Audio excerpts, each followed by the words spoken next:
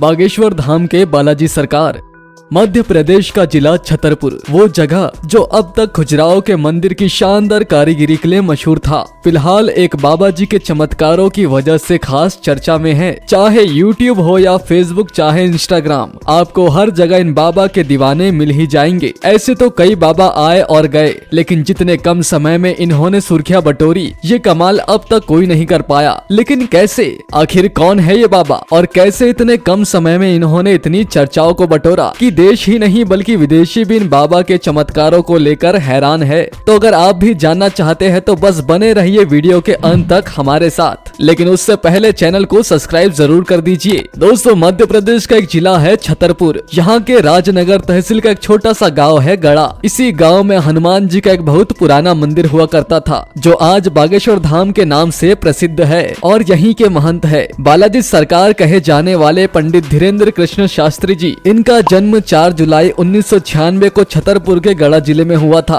इनके पिता करपाल गर्ग खेती का काम किया करते थे और माता सरोज गर्ग एक गृहिणी है। धीरेन्द्र कृष्ण शास्त्री जी का जन्म बहुत ही गरीबी में गुजरा। इन्होंने खुद बताया कि ये तीनों भाई बहन एक छोटे से कमरे में अपना गुजारा करते थे और इनके पास इतने पैसे भी नहीं थे कि ये अपनी आगे की पढ़ाई को पूरा कर सके। इसी वजह से इन्होंने 12वीं के बाद BA प्राइवेट किया। अब सवाल ये है कि महज 27 साल के धीरेन्द्र कृष्ण शास्त्री आखिर इतने प्रसिद्ध कैसे हो गए। तो दोस्तों, ये कहानी शुरू होती है धीरेन्द्र कृष्ण शास्त्री के दादाजी दादा गुरु के समय से। उस समय छतरपुर के मरघट पहाड़ी पर एक शिव मंदिर हुआ करता था। वहीं पास में इनके दादा गुरुजी ने एक हनुमान जी की मूर्ति स्थापित कर दी और वहीं पर झाड़ फूक का काम करने लगे। लेकिन धीरेन्द्र शास्त्री बचपन से ही अपने दादाजी को गुरु मानते थे और उनके साथ हनुमान जी की सेवा भी किया करते थे और इसी सेवा के चलते इनके दादाजी ने अपनी सिद्धियां इन्हें भी सिखा दी। बीते 11 साल पहले जब इनके दादाजी शांत हुए, उसके बाद धीरेन्द्र शास्त्री जी ने अपने दादाजी की गद्दी संभाली और कथा सुनाने का और झाड़ फूक का काम करने लगे। लेकिन ये इन्होंने छोटे स्तर तक नहीं रखा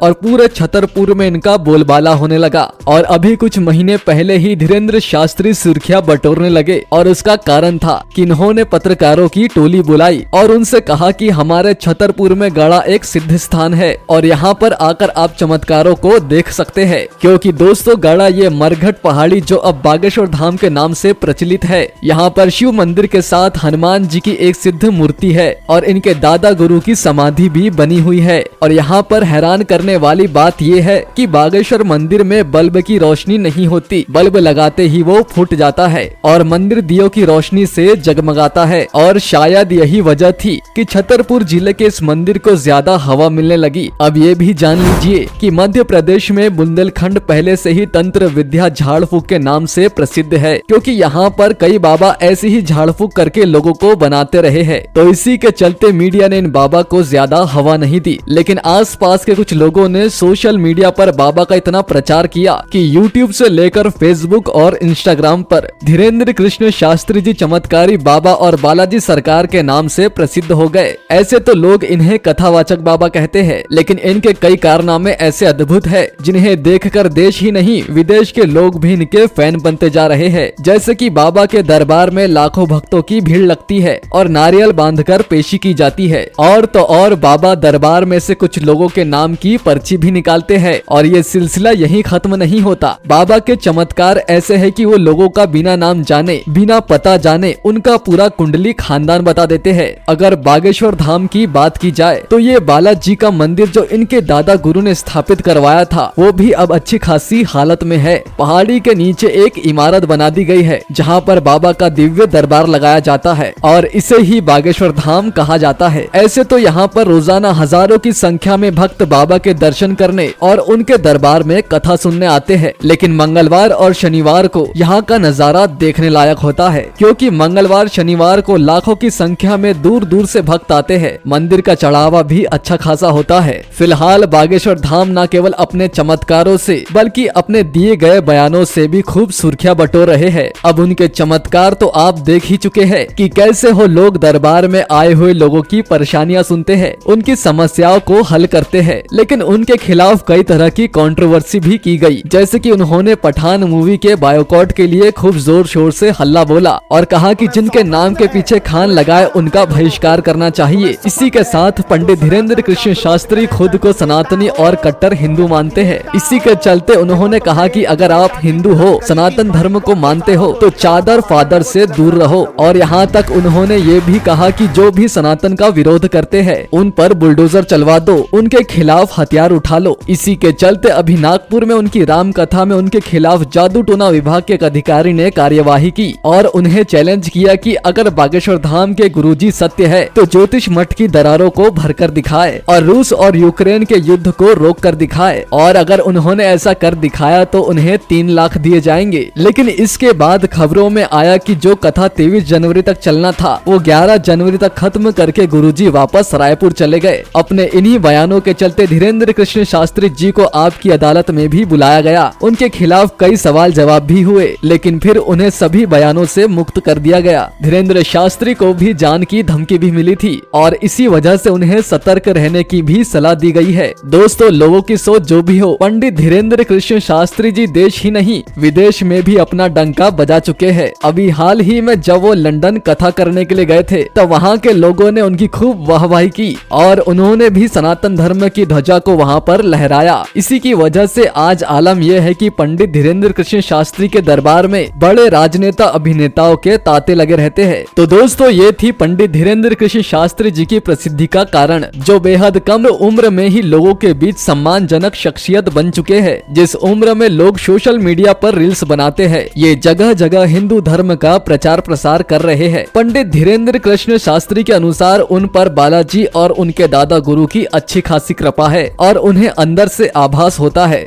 जिसकी वजह से वो लोगों की परेशानियां समझ सकते हैं और उनके समस्याओं के समाधान भी बता सकते हैं। अब आपकी क्या राय है इस बारे में हमें कमेंट करके जरूर बताएं। साथ ही अगर आप भी बागेश्वर धाम के बालाजी सरकार जाना चाहते हैं या उनके प्रति आस्था रखते हैं तो हमारे चैनल को सब्सक्राइब करके ज्यादा से ज्यादा शेयर जरूर करें। धन्यवाद।